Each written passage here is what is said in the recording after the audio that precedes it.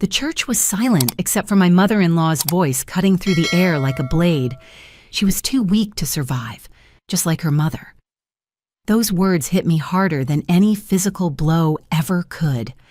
I stood frozen at my 9-year-old daughter Melody's funeral, watching as relatives around me actually nodded in agreement. My hands shook as I gripped the pew in front of me, trying to process that Patricia had just called both me and my dead child weak, here, in front of everyone who was supposed to be mourning with us. That's when I heard the scrape of wood against floor. My 7-year-old son Ethan stood up from his seat beside me, his small voice cutting through the horrible silence with unexpected steadiness. "Grandma Patricia, should I show everyone what you put in Melody's cup?" The entire congregation turned. Patricia's face drained of color so fast I thought she might faint. Her perfectly manicured hand flew to her chest, gripping the pearl necklace she always wore to church. "Ethan, sweetheart, what are you talking about? Sit down. You're confused and upset about your sister." But Ethan didn't sit down. Instead, he reached into his pocket and pulled out a small plastic bag, holding it high above his head so everyone could see. The pastor's Bible hit the floor with a thunderous crash that echoed off the church walls. Reverend Mills, who had baptized both my children and known our family for 15 years, stood with his mouth open in shock.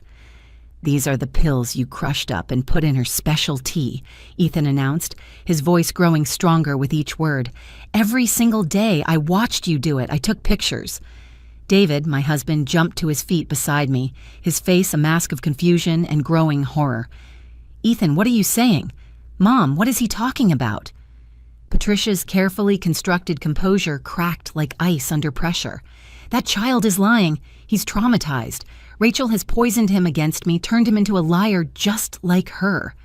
"I'm not lying," Ethan said simply. "You killed my sister because you hate my mommy, and now everyone is going to know what you did." The church erupted. Some people gasped. Others started whispering frantically.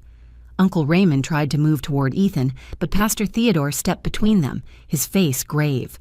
Patricia's sister Gloria clutched her purse to her chest as if it could protect her from what was unfolding.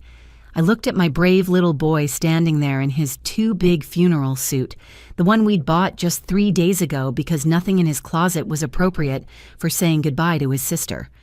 He was holding evidence of murder at his own sister's funeral, and he wasn't backing down. What happened next changed everything I thought I knew about my daughter's death, about my family, and about the evil that can hide behind a grandmother's smile. 3 days before the funeral, I was just Rachel Winters, a normal elementary school teacher sitting at my kitchen table, grading papers while trying to keep one eye on my children. The afternoon sun streamed through our windows, casting golden light across the stack of 4th-grade math tests I needed to finish before Monday. My daughter, Melody, sat across from me, her tongue poking out slightly as she concentrated on painting another butterfly. She'd filled an entire sketchbook with them over the past 2 weeks, each one more colorful than the last. "Mom, look at this one. I used your favorite colors," Melody said, holding up her latest creation. The butterfly's wings were a swirl of purple and gold with tiny silver dots that caught the light. She'd been getting better after weeks of what doctors had called a severe flu, and seeing her enthusiasm return made my chest feel lighter than it had in months. "It's beautiful, sweetheart." "We should frame this one," I told her, reaching over to smooth her dark hair. It was finally growing back to its normal thickness after the illness had made it brittle and thin. Her laugh filled the kitchen, that particular giggle that sounded like wind chimes. "Mom, you say that about all of them." "Because they're all frame-worthy," I insisted, making her laugh again. Ethan was sprawled on the living room floor, building something elaborate with his blocks, while occasionally making explosion sounds. At 7, he was quieter than most boys his age, preferring to observe rather than be the center of attention. He'd been extra watchful since Melody got sick, following her around like a protective shadow whenever she was up and moving. My husband David was still at the bank, probably in another endless meeting about quarterly reports. He'd been working longer hours lately, trying to secure a promotion that would help with the medical bills that had been piling up despite our insurance. We didn't talk about the financial stress in front of the kids, but I knew it was wearing on him. I could see it in the way his shoulders stayed tense, even when he smiled. The front door opened, and Patricia walked in without knocking, as she always did. My mother-in-law believed that boundaries were for other people, not for her when it came to her son's house. She carried a pot of something that smelled like her famous chicken soup and a thermos of what she called her special herbal tea. "How's my granddaughter feeling today?" she asked, though she looked at me when she said it, as if I was somehow responsible for Melody's illness. "Much better, Patricia. The doctor says she's definitely on the mend," I replied, trying to keep my voice neutral. Patricia and I had been dancing this complicated dance for 12 years, ever since David chose to marry me instead of Christina, the daughter of Patricia's best friend from church. Patricia had made it clear from day one that I wasn't what she'd envisioned for her only son. Well, you know what I always say. Modern medicine only does so much. Traditional remedies, that's what really works. She moved into the kitchen like she owned it, setting down her pot and immediately starting to heat water for tea. "Melody, dear, time for your special grandma tea." Melody made a face but didn't protest. The tea had become part of our routine over the past 3 weeks, ever since Patricia had insisted on helping with Melody's recovery. "Grandma says her tea will make me strong," Melody had told me the first week, though she'd also whispered that it tasted funny, like metal and flowers mixed together. "It's an old family recipe," Patricia had explained when I asked about the ingredients. "Herbs from my mother's garden, dried and prepared just right. It's been keeping the Winters family healthy for generations." I'd been too exhausted to argue. Between teaching full-time, caring for a sick child, and trying to keep our household running, I'd welcome the help even if it came from Patricia. My own mother, Joyce, lived 2 states away in Oregon and could only offer support through daily phone calls. "Rachel, you really should consider cutting Melody's hair shorter," Patricia said as she stirred the tea. "Long hair takes energy from the body that should be going toward healing." "Her hair is fine, Patricia," I said, not looking up from my grating. "I'm just trying to help. Though I suppose you know best, being a teacher and all," she replied, her tone suggesting she believed exactly the opposite. David arrived home just as Patricia was leaving, kissing his mother's cheek and thanking her for the soup. After she left, he slumped into a chair beside me, loosening his tie with one hand while reaching for Melody's artwork with the other. "Another butterfly? This one might be my favorite," he said, winking at Melody. "Dad, you say that about all of them too," she protested, but she was beaming. Looking back now, I realized that was the last truly normal evening we had as a complete family. Melody painted 3 more butterflies before bedtime. Ethan helped her choose colors. David and I sat on the couch, his arm around my shoulders, watching our children just be children. If I'd known what was coming, I would have memorized every second, recorded every laugh, saved every butterfly. Everything shattered the next morning at exactly 9:47 a.m. I remember the time because I was glancing at the kitchen clock, thinking we needed to leave for Melody's doctor appointment in an hour. Patricia had arrived early, insisting she wanted to give Melody her morning tea before we left. She'd been doing this for 3 weeks, showing up with her thermos and her determined smile, brushing aside my suggestions that maybe Melody didn't need the tea anymore since she was improving. "Consistency is key with natural remedies," Patricia had said, already pulling out Melody's favorite cup, the one with painted daisies on it. "You can't just stop when you feel better. That's how relapse happens." Melody was sitting at the table, still in her pajamas, working on another butterfly. This one had orange and pink wings. She looked up when Patricia set the steaming cup in front of her, and I caught the briefest flash of reluctance in her eyes. "Drink it all, dear. Every drop counts," Patricia said, standing over her like a sentinel. Melody picked up the cup with both hands, took a deep breath, and started drinking. She'd gotten about halfway through when her face went completely white. The cup slipped from her fingers, shattering on the floor, hot tea splashing across the tiles. "Mommy, I feel dizzy," she whispered, reaching for me. Before I could get to her, she crumpled forward, her head hitting the table with a sickening thud. I screamed, rushing to catch her as she slid toward the floor. Her body was limp, her breathing shallow and rapid. "Call 911, I shouted at Patricia, who stood frozen, her hand pressed to her mouth. Ethan appeared in the doorway, his eyes wide with terror. "What's wrong with Melody?" "She's just having a reaction," Patricia said, finally moving to get her phone. But her voice was strange, almost calm. She's always been fragile.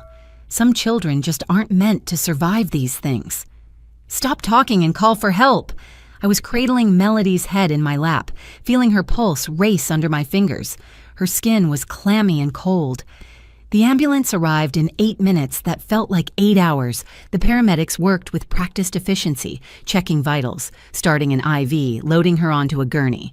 I climbed in beside her while Patricia said she'd drive Ethan and meet us at the hospital. What did she consume? The paramedic asked me as we raced through traffic. Just some herbal tea. My mother-in-law makes it. She's been drinking it for weeks with no problems. The paramedic frowned but said nothing more, focusing on monitoring Melody's increasingly erratic heartbeat.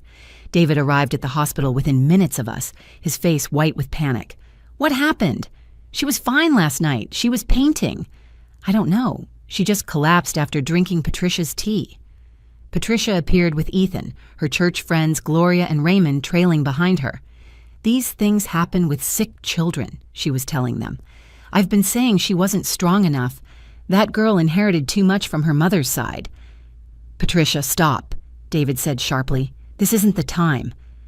I'm just being realistic, she replied. Someone needs to be. 3 hours passed in a blur of tests, machines, and medical terminology I couldn't fully grasp. Doctors came and went, their faces increasingly grave. Finally, Dr. Harrison, who'd been treating Melody since she first got sick, pulled us into a small room. I'm sorry, he said, and my world ended with those 2 words. We did everything we could. Her system just shut down, complete organ failure. Sometimes, with severe flu, complications can arise suddenly, even during recovery. David collapsed into a chair. I stood frozen, unable to process what I was hearing. But she was getting better. She was painting butterflies this morning. These things can happen very quickly, Dr. Harrison said gently. There was nothing anyone could have done. Through my shock, I heard Patricia in the hallway telling Gloria, I knew this would happen. That child was never strong. Rachel's genetics, weak stock. But Ethan had been watching everything with those careful eyes of his. That night, after we'd somehow made it home without Melody, after I'd sat staring at her empty chair until David guided me to bed, Ethan crept into our room. Mommy, he whispered, climbing up beside me, Grandma's tea isn't just tea. I saw her put something else in it from a different bottle. She keeps it in her purse. I was too destroyed to really hear him. My baby was gone. The house felt wrong without her laugh, without her butterflies scattered across every surface. She crushes little white pills, Ethan continued, determined to be heard. Every time. She thinks I'm playing with my blocks, but I watch. She said they were vitamins, but vitamins don't come in medicine bottles with Grandma's name on them. David heard this and sat up. What are you saying, buddy? I'm saying Grandma put something bad in Melody's tea, and I took pictures with your old phone you gave me to play games on. The room suddenly felt very cold. David and I looked at each other across our son's head, and I saw my own terrible suspicion reflected in his eyes. The night before the funeral, our house felt like a crime scene, even though Melody had died at the hospital. Every surface held evidence of her interrupted life. Her breakfast bowl still sat in the dishwasher. Her toothbrush stood in the holder next to Ethan's. And spread across the kitchen table were 17 butterfly paintings she'd never get to finish. Ethan came to my room at exactly 10 p.m., holding something carefully in his small hands like he was carrying a baby bird. David was downstairs, supposedly making funeral arrangements, but really just staring at his laptop screen, unable to focus on anything. Mommy, I need to show you something, Ethan said, his voice steady in a way that broke my heart. 7-year-olds shouldn't have to be this brave. He opened his palm to reveal a small plastic sandwich bag with several crushed white pills inside. I took this from Grandma's purse yesterday when she wasn't looking. This is what she put in Melody's tea every single day. I watched her do it. My hands trembled as I took the bag. The pills were partially crushed, but I could still make out partial markings on some of the larger pieces. Ethan, are you absolutely sure? I'm sure. He pulled out David's old phone, the one we'd given him to play educational games on. Look. The pictures were blurry, but clear enough. Patricia standing at our kitchen counter, her back partially turned, crushing something with the back of a spoon. Another photo showed her tipping powder from her palm into Melody's daisy cup.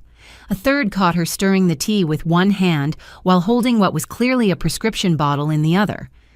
She always said it was special vitamins to make Melody strong, Ethan explained. But one time, the bottle fell out of her purse, and I saw the label. It had her name on it. Medicine bottles have names when they're from the pharmacy, right? That's what Mrs. Johnson taught us at school. I called for David, my voice cracking. He came running up the stairs, probably thinking I was having another breakdown. When I showed him the bag and the pictures, his face went through a series of transformations I'd never seen before. Confusion, disbelief, horror, and finally, a terrible understanding. "Oh my God," he breathed, sinking onto the bed. He took the bag with shaking fingers, examining it under the lamp. "These look like Mom's digoxin, her heart medication." "Heart medication?" I could barely get the words out. "She's been on it for years. Too much would cause exactly what happened to Melody. Dizziness, collapse, organ failure." His voice broke completely. "My mother poisoned our daughter." We sat in horrible silence for a moment before Ethan spoke again. "We have to tell everyone." "We'll go to the police right now," I said, already standing up. "No." Ethan's voice was firm. "Tomorrow, at the funeral." David and I both stared at him. "Buddy, what are you talking about?" David asked. "Grandma invited all those people who think Mommy isn't good enough. Uncle Raymond, Aunt Gloria, all her church friends who whisper about us. They're all going to be there." Ethan's logic was devastating in its clarity. "If we go to the police now, Grandma will make up a story. She'll say Mommy planted it or that I'm lying. But if I tell everyone at the funeral, with all those people watching, she won't be able to lie her way out." "Ethan, that's too much pressure on you," I said, pulling him close. "You don't have to do this." "Yes, I do." He looked up at me with eyes far too wise for his age. "Melody was my sister. She taught me to read when I was 4. She gave me her allowance when I broke my piggy bank. She never told on me when I snuck cookies before dinner. And Grandma killed her because she hates you, Mommy, because Melody was yours." David made a sound like he'd been punched. "Mom always wanted me to marry Christina. She never accepted Rachel, but I never thought she'd actually hurt our children." "She didn't hurt me because I look like you, Daddy," Ethan said simply. "But Melody looked just like Mommy. Grandma said so all the time." We stayed up the rest of the night, caught between calling the police immediately and letting Ethan execute his plan. David paced the floor, occasionally stopping to punch the wall, leaving knuckle marks in the drywall. I held Ethan while he practiced what he would say, his words becoming more confident with each rehearsal. "You don't have to be perfect," I told him. "Just tell the truth." "The truth is enough," he said, sounding like an old soul in a child's body.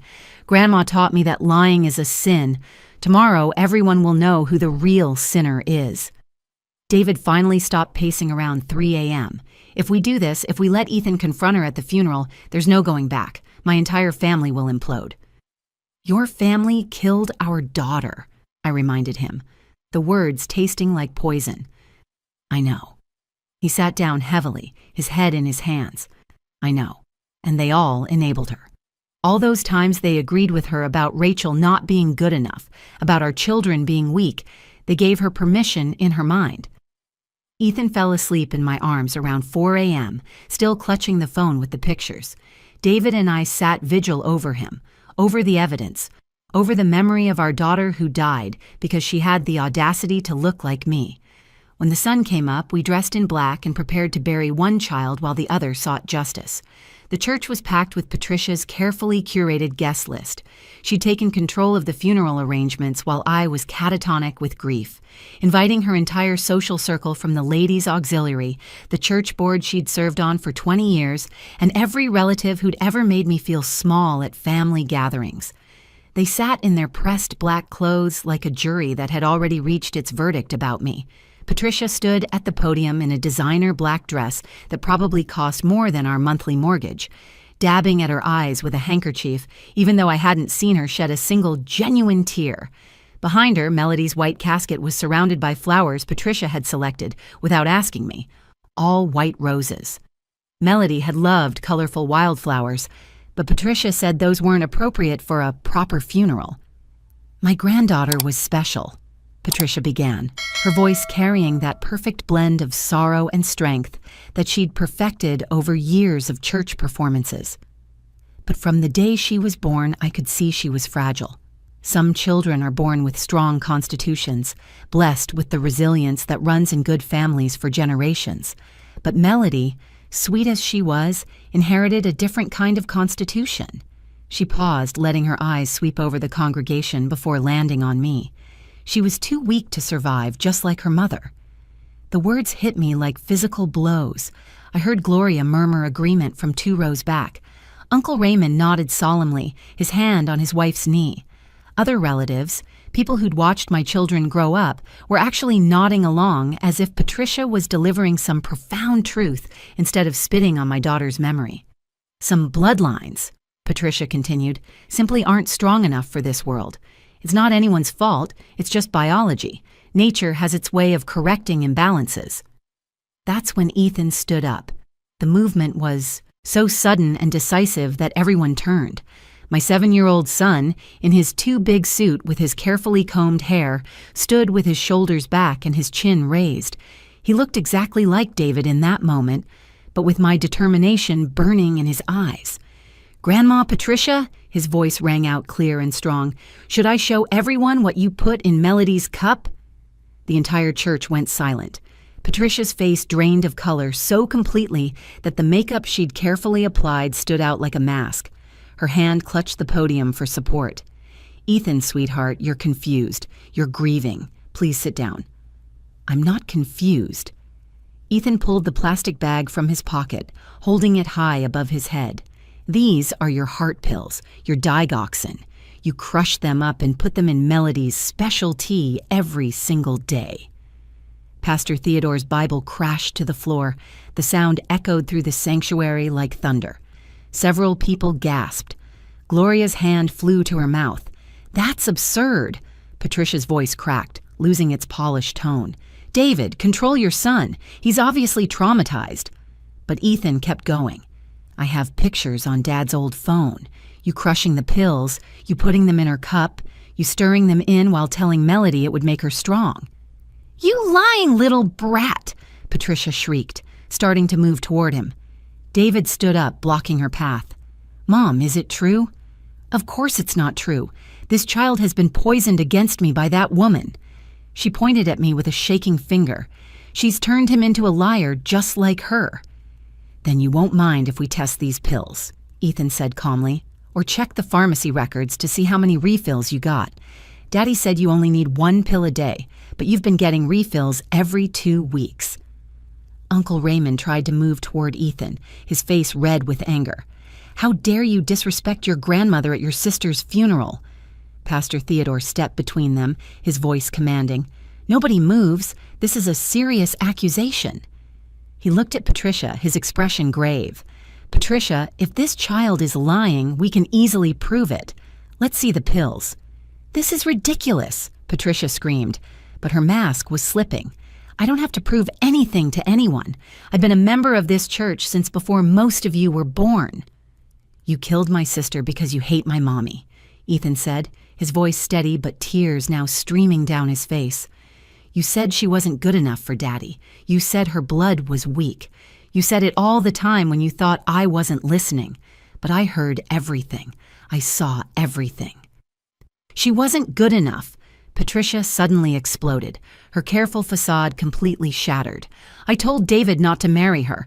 I told him Christina would give him better children, strong children, not weak little things that get sick at the drop of a hat." The congregation gasped collectively. David made a sound like he'd been gutted. "So you poisoned her?" I stood up, my voice carrying strength I didn't know I had. "You poisoned a 9-year-old child because she had my blood?" "It was mercy," Patricia screamed. "She would have grown up weak and pathetic like you, always sick, always needing special attention. Better to end it now than watch her fail at everything like her mother." "Mom, oh God, Mom, what did you do?" David collapsed back into the pew, sobbing. Pastor Theodore already had his phone out. "I'm calling the police. Nobody leaves this church." Patricia tried to run then, but the doors were blocked by congregation members who'd finally understood the horror of what they were witnessing. She spun around looking for allies, but even Gloria had backed away from her. "You all know me," Patricia cried desperately. "You know I'm a good person. I was protecting the family bloodline, protecting my son from the mistake he made marrying that nobody." "That nobody is my mommy," Ethan said quietly. "And Melody was my sister, and you're a murderer." The police arrived within minutes, their sirens cutting through the morning air. As they led Patricia away in handcuffs, she was still screaming about weak bloodlines and family honor, about how she'd done nothing wrong, about how we'd all regret turning against her. Ethan ran to me then, sobbing in my arms. "I did it, Mommy. I told them what she did." "You're the bravest person I know," I whispered, holding him tight while David knelt beside us, his body shaking with sobs, our family broken, but the truth finally horribly free. Patricia was charged with first-degree murder that same afternoon. The autopsy revealed levels of digoxin in Melody's system that could only have been deliberately administered over time. The medical examiner explained that Patricia had been slowly poisoning my daughter for weeks, carefully calculating each dose to mimic a natural decline from illness. She'd studied the symptoms online, deleted her search history, but forensics recovered everything. "How long does digoxin take to kill a child?" was searched 17 times from her phone. The trial lasted 3 weeks. Patricia's lawyer tried to claim dementia, temporary insanity, even suggested I'd planted the evidence. But Ethan's photos, the pharmacy records showing excessive refills, and Patricia's own confession at the funeral made the case ironclad. She got life without parole. When they read the verdict, she looked at David and said, "I did it for you." He walked out and never looked back. David and I tried to save our marriage for 8 months. We went to counseling, we held each other through nightmares, we tried to rebuild. But every time he looked at me, I saw him wondering if his mother was right, if marrying me had somehow led to our daughter's death. Every time I looked at him, I saw Patricia's features and wondered how he'd never noticed his mother's evil. We separated on what would have been Melody's 10th birthday. The divorce was finalized 2 months later. David moved to Colorado, started over with a new job, new life, new everything. He sends money for Ethan and sees him every summer and alternating holidays. He's in therapy, working through the guilt of choosing his mother's approval over his family's safety for so many years. He recently told Ethan he's dating someone named Anne, a widow who understands complicated grief. I hope she helps him heal. Uncle Raymond never apologized. He maintains to this day that Patricia was pushed to her breaking point by my presence in the family. He wrote a letter to the judge asking for leniency, calling Patricia a good Christian woman who lost her way. The judge read it aloud during sentencing, then gave her the maximum sentence anyway. Gloria sends Christmas cards with no message, just her signature, as if that somehow maintains propriety while acknowledging the horror.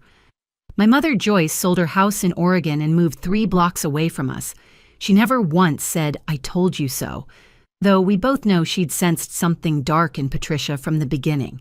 She helps with Ethan, makes sure I eat when grief makes me forget, and keeps Melody's butterfly paintings in perfect condition in special archival frames throughout her house.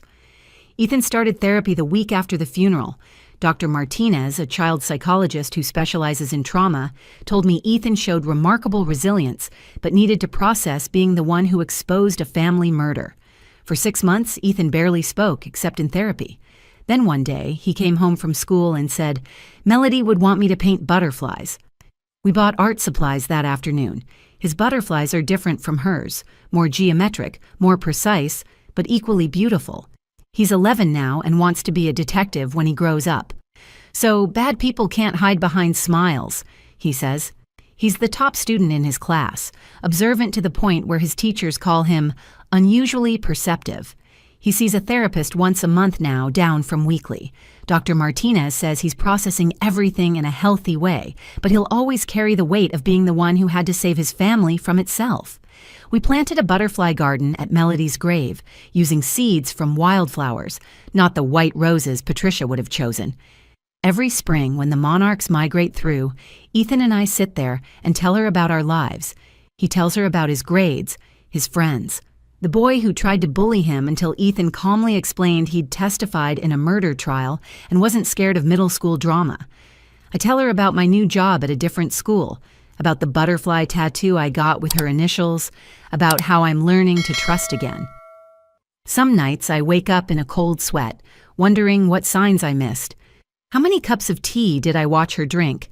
How many times did Patricia's kindness feel wrong, but I pushed aside my instincts because I was exhausted and needed help? The answer haunts me. At least 24 times I handed my daughter over to her killer and thanked her for the assistance. I've learned that monsters don't always look like monsters. Sometimes they bring homemade soup and offer to help with the children. Sometimes they smile at church and serve on committees and have everyone convinced they're pillars of the community. Sometimes they're the ones who are supposed to love and protect your children. Patricia taught me that evil can wear a grandmother's face and speak in a grandmother's voice while calculating the exact amount of poison needed to stop a 9-year-old's heart. Trust, once shattered by family, never fully heals. I double-check everything now. When the school nurse gives Ethan Tylenol for a headache, I verify the dose. When my mother watches him, I check in every hour. I know it's not healthy, but neither is burying your daughter because you trusted the wrong person. My therapist says hypervigilance is a normal response to trauma. We're working on it. But here's what I want you to remember from our story. Sometimes the smallest voice in the room carries the biggest truth. My 7-year-old son did what dozens of adults couldn't or wouldn't do. He paid attention. He collected evidence. He stood up in front of everyone and spoke the truth, even when his hands were shaking. He saved other children Patricia might have hurt if she'd gotten away with it. The detective on the case told me they found searches on her computer about inheritance laws if both grandchildren die, dated the week before Melody's death. Ethan painted a butterfly last week with a police badge in the center of its wings. Above it, he wrote, "For Melody, who taught me to be brave, the truth has wings too." It hangs in our kitchen where her paintings used to be, a reminder that justice can come from unexpected places, that courage doesn't always roar. Sometimes it's a quiet voice saying, "I saw what you did." If you're watching this and something in your life feels wrong, trust that instinct. Don't wait for tragedy to validate your concerns. That uncomfortable feeling you get around certain people exists for a reason. Our bodies know danger before our minds accept it. I ignored my instincts because I was tired, overwhelmed, and wanted to believe in family. That politeness, that benefit of the doubt, cost me my daughter. Melody would have been 13 this year. Ethan painted purple and gold butterflies on a birthday cake we ate anyway, celebrating the life she had and the truth that finally set her free. We sang happy birthday through tears, just the two of us, in a house that still echoes with phantom laughter and the ghost of little feet running down hallways that are now too quiet. Some stories don't have happy endings. They have necessary endings. Patricia will die in prison, but Melody is still gone. Ethan has justice, but not his sister. I have the truth, but not my daughter. We're learning to live with the weight of that reality, to find moments of joy despite the permanent shadow, to honor Melody by living fully, even when it feels impossible.